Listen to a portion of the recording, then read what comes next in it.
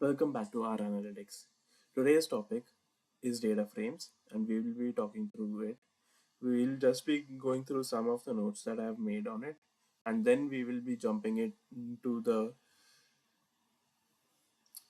R Studio or the code aspect of it. Data frames are the most common way of storing data in R. You can basically imagine it as a list of equal length vectors. So basically, um, as long as there are columns put together, they should be fine. But we have to just make sure that they are equal length in nature. There can be a dot or a NA. It cannot be a blank. Is something that I should tell you. It can be a dot or a NA. It doesn't matter as long as it's not a blank. R really doesn't like blanks. Data frames can be joined either vertically, column wise, or horizontally, row wise.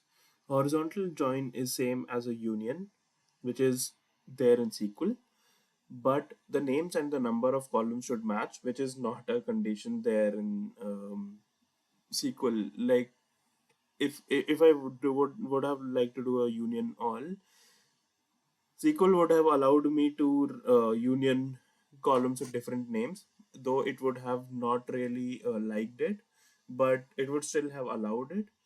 Um, that is something that is not there in R, and especially the vertical join. Vertical join is same as the full outer join, but the number of columns should match between the two, because you can imagine it as a matrices being multiplied, and therefore the number of columns in both of the matrices should be equal. So that is why it is almost the same concept over here as well. That's the difference between between one of the key differences between R and SQL, especially when it comes to tables and data frames, because there is no condition in SQL for the full outer join to have the same number of columns. Especially like full outer join is does almost always have different number of columns. So that is a key difference. Now let's quickly move to our studio and just code it out. This is our sample RStudio window.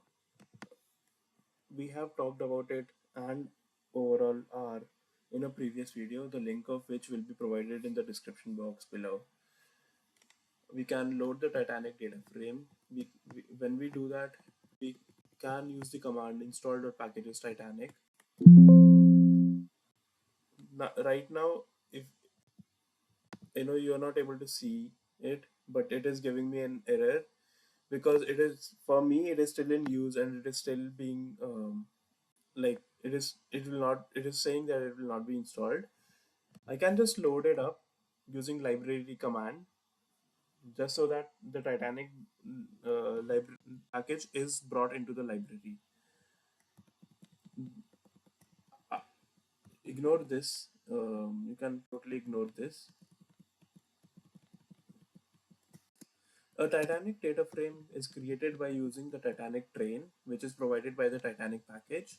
The Titanic DF looks something like this, where it has all of these different columns and 891 records, because it says 808 here and 83 have been provided on our screen. I can check if I can check the structure of the Titanic DF, and it will say that the Titanic data frame it is a data frame, 891 observations of 12 variables, all of these variables.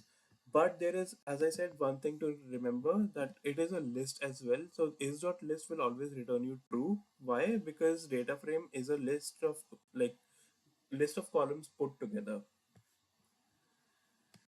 A class of data frame is data.frame, and type of the data frame is list type, because it is essentially a list, like lists put together.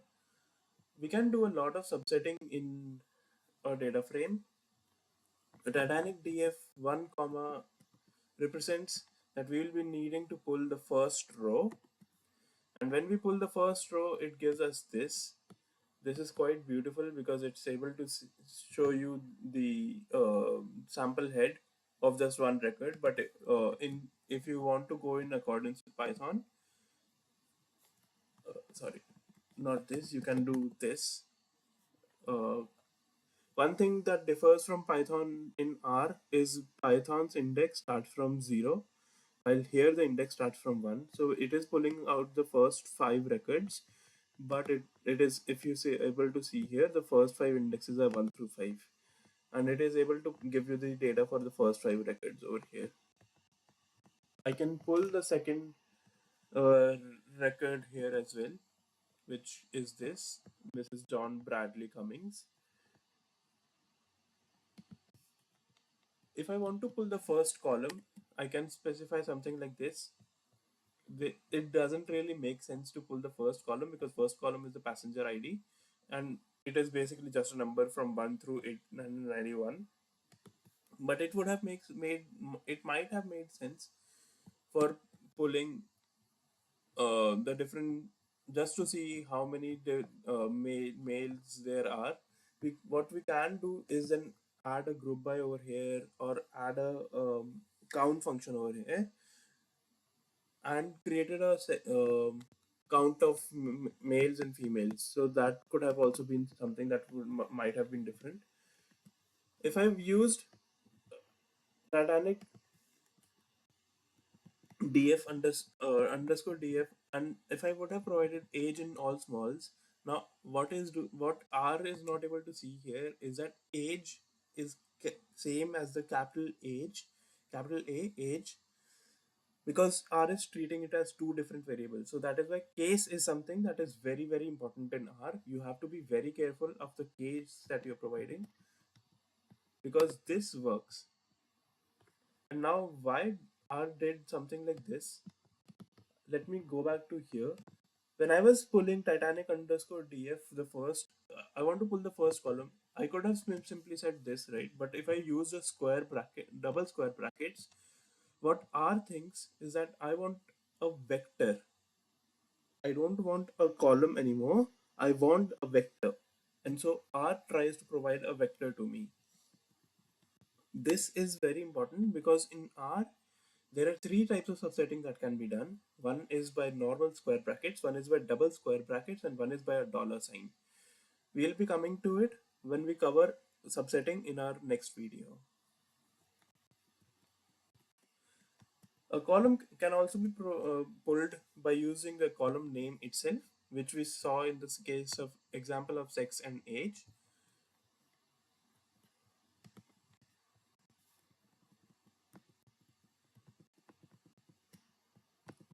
If I want to pull the uh, if I want to pull the all the different classes, but I want to pull it as a vector and not as a data like column, I can specify it as a in a columnar format. For example, if I would have specified here 1, it would have specified that the first class passenger class was 3.